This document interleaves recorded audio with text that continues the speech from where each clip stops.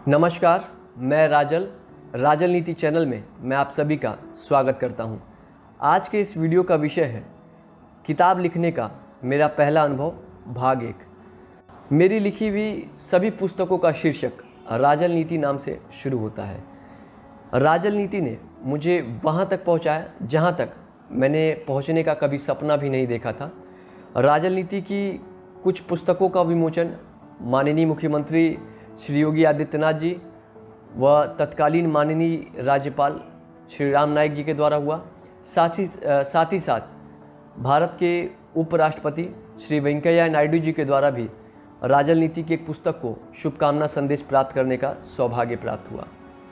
राजल नीति को अनेकों सम्मान मिले और मेरे हिसाब से सबसे बड़ा सम्मान जो मुझे मिला वह है हज़ारों पाठकों का प्यार, जिनकी वजह से मेरी किताबों के माध्यम से मैं देश के कोने कोने तक पहुंच पाया और आज आपके प्यार के ही कारण राजल नीति का कई भाषाओं में अनुवाद हो रहा है। इस वीडियो के 2 खंड हैं और यह वीडियो का पहला खंड है और इन वीडियो में मैं आपसे अपने किताब लिखने के अनुभव को साझा करूंगा। साथ ही साथ यदि अगर आप किताब लिखना चाहते हैं तो मैं आपके साथ कुछ महत्वपूर्ण टिप्स भी साझा करूंगा जिनसे आपको अपनी किताब लिखने में बहुत ही ज़्यादा सहायता मिलेगी। और मैं आपको ऐसे तरीके भी बताऊंगा जिनसे कि आप अपनी किताब को तुरंत ही बहुत सारे लोगों तक पहुंचा सकते हैं। तो चलिए इस वीडियो को शुरू करते हैं।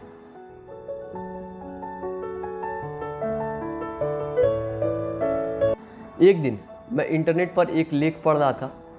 लेख के अनुसार वर्तमान समय में किताब पढ़ने वालों की संख्या में काफ़ी ज़्यादा कमी आई है, लेकिन उस लेख में एक आश्चर्यजनक बात भी बताई गई थी जिसके अनुसार वर्तमान समय में ऐसे लोगों की संख्या में बहुत ज़्यादा वृद्धि हुई है जिनकी हार्दिक इच्छा है कि एक दिन वे अपनी खुद की एक किताब लिखें। वर्ष 2012 में मैं अखबारों में अपने मोटिवेशनल लेख लिखा करता था और उसी समय मेरे दिमाग में पहली बार यह विचार आया कि क्यों ना अपनी खुद की एक मोटिवेशनल किताब लिखी जाए जिसमें कि मैं अपने जीवन के सभी उतार चढ़ावों के बारे में चर्चा करूं, साथ ही साथ किन बातों से मुझे सहायता मिली और अपनी जीवन की यात्रा में मैं यहाँ तक कैसे पहुँचा, उन सभी बातों का निचोड़ मैं अपनी एक किताब में लिखना चाहता था। किताब कैसे लिखी जाए इस विषय पर मैंने मार्गदर्शन प्राप्त करने की कोशिश की। उन लोगों से मैंने संपर्क किया जो लोग पहले ही किताब लिख चुके थे। उनसे संपर्क के बाद उन्होंने मुझे कोई भी मार्गदर्शन नहीं दिया, बल्कि उन्होंने मुझे हतोत्साहित किया कि किताब लिखना कोई बहुत ही आसान काम नहीं है।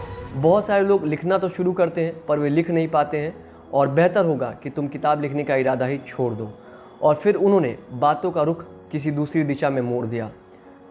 इसके बाद मैं किताब लिखने के अपने प्रोजेक्ट को बहुत दिनों तक टालता रहा और एक दिन की बात है, रात का समय था, मुझे नींद नहीं आ रही थी। मेरे मन में विचार आया कि अगर मैं किताब लिख पाऊँ या ना लिख पाऊँ, किसी और को क्या फ़र्क पड़ता है। किताब लिखने का विचार मेरा है और अगर मैं इसे पूरा कर पाऊँगा तो यह पूरी तरह से मेरे ऊपर ही निर्भर है। इसके बाद मैंने ठान लिया कि भले ही कितना भी समय लगे मैं इस किताब को पूरा करके ही रहूँगा। अगले दिन जो सबसे पहला काम मैंने किया वह यह था कि मैं अपना लैपटॉप खोल करके बैठ गया और फिर मैं सोच में पड़ गया कि आखिर मैं किताब किस विषय से शुरू करूं। काफ़ी देर तक मैं सोच में पड़ा रहा। बहुत देर तक इंतज़ार करने के बाद मेरे दिमाग में एक बल्ब जला कि क्यों ना पाठकों से इस बात को साझा किया जाए कि आखिर मैं लेखक किस प्रकार बना। और फिर मैंने उसी विषय को से अपनी पुस्तक की शुरुआत की। फिर मैं सोच में पड़ गया कि अब मैं आगे क्या लिखूं। कुछ देर बाद मेरे दिमाग का बल्ब जला और मुझे लगा कि जीवन बचपन से ही शुरू होता है और बचपन में भी कुछ ना कुछ ऐसी बातें तो ज़रूर रहूँगी जिनसे कि मुझे बहुत कुछ सीखने को मिला होगा, या कुछ ऐसी बातें जो मेरे लिए बहुत ही ज़्यादा यादगार हैं जिन्हें कि मुझे अपने पाठकों से ज़रूर साझा करना चाहिए। तो इसके बाद मैंने बचपन से जुड़ी हुई बहुत सी बातें, स्कूल से जुड़ी हुई बहुत सी बातें, परिवार से जुड़ी हुई बहुत सी बातें को लिख लिया।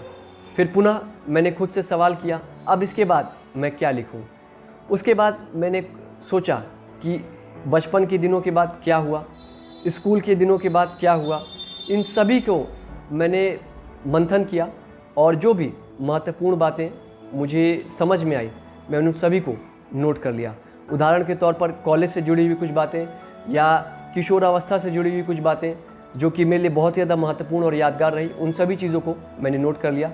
उसके बाद वर्तमान समय तक अपनी सफलता असफलताओं से मैंने क्या सीखा, साथ ही साथ जीवन के बारे में मेरे क्या विचार हैं, उन सभी चीज़ों को मैंने नोट कर लिया। और इन सभी चीज़ों को नोट करने के बाद मैंने उसमें बहुत ज़्यादा काट छाँट की और इन सभी चीज़ों को करने में मुझे लगभग 4 साल का समय लग गया। और अब मुझे लग रहा था कि मेरी किताब लगभग पूरी होने को तैयार है। और आखिरी में मैंने अपनी सभी लिखी हुई सामग्री को अलग अलग अध्यायों में बांटा और सभी चीज़ों को पूरी तरह से व्यवस्थित कर लिया, एक इंडेक्स भी बनाया और आखिर में उसे किताब का एक रूप दे दिया। लेकिन एक चीज़ जो सबसे महत्वपूर्ण चीज़ थी जो छूट रही थी वह था किताब का शीर्षक। मैंने किताब का शीर्षक तो अभी तक तय ही नहीं किया था। तो अब मुझे लगा कि किताब तो अभी पूरी ही नहीं हुई है या शुरू ही नहीं हुई है। तो इसके लिए मैंने सोचना शुरू किया कि किताब का शीर्षक क्या रखा जाए। क्या किताब का शीर्षक सफलता या इस तरह की कोई चीज़ रखी जाए या फिर कुछ और रखा जाए। और इसके लिए मैंने अपनी किताबों की लाइब्रेरी की ओर रुख किया और उस समय भी मेरे पास 1000 से ज़्यादा किताबें थीं और मैंने एक एक करके उन किताबों को उलटना पुलटना शुरू किया। काफ़ी देर तक मैं ये काम कर रहा था, लगभग 1 घंटे से ज़्यादा हो चुके थे। और इस काम को करते करते अचानक एक किताब नीचे गिर गई मेरे पैर के पास और मैं उसे उठाने के लिए झुका और उस किताब को उठाते ही मैं मुस्कुराया और मैंने खुद से पूछा, क्या मैं ऐसा कर सकता हूँ? अब आप लोग आश्चर्य में पड़ रहे होंगे कि मैं क्यों मुस्कुराया और मैंने क्यों पूछा कि क्या मैं ऐसा कर सकता हूँ। जो किताब गिरी थी वह, उसका नाम मुझे लगता है कि सभी ने सुना होगा और यह एक ऐसी किताब है जो बहुत ही ज़्यादा मशहूर है, सदाबहार बेस्ट सेलर है और उस किताब का नाम था चाणक्य नीति। और मैंने ये खुद से पूछा था कि क्या मैं चाणक्य नीति की तरह ही अपनी किताब का नाम राजनीति रख सकता हूँ। और बहुत दिनों तक मैंने इस पर मंथन किया और आखिरकार मैंने खुद से कहा कि यह किताब मेरी है, 4 साल की मैंने इसमें मेहनत की है और इस पर मेरा पूरा अधिकार है और इसका टाइटल तो मैं जो चाहूँ रख सकता हूँ। इसलिए इस किताब का टाइटल अब राजनीति ही होगा। किताब का टाइटल तय हो चुका था कि किताब का शीर्षक राजनीति है और साथ ही साथ मैंने इसका उपशीर्षक भी रखा, मेरी सोच मेरे विचार जीवन से मैंने क्या सीखा। किताब पूरी हो चुकी थी लेकिन यह लैपटॉप में ही थी और क्योंकि मैंने इस पुस्तक को खुद टाइप की थी और यह अभी सिर्फ टेक्स्ट में थी, टाइप की हुई थी और अभी ये पूरे किताब के रूप में नहीं आई थी। अब अगले वीडियो में मैं आपको बताऊंगा कैसे यह किताब का इसने पूरा रूप लिया, कैसे ये प्रिंटेड फॉर्म में आई और कैसे ये हज़ारों लोगों तक पहुंची। साथ ही साथ मैं आपको टिप्स भी दूंगा कि कैसे आप भी अपनी किताब लिख सकते हैं कम समय में और कैसे आप तुरंत ही अपनी किताब को बहुत सारे लोगों तक पहुंचा सकते हैं। तो ये था आज का वीडियो। आपको ये वीडियो कैसा लगा मुझे ज़रूर बताएं। आपके कमेंट्स और आपके फीडबैक मुझे बेहतर प्रयास करने की प्रेरणा देते हैं।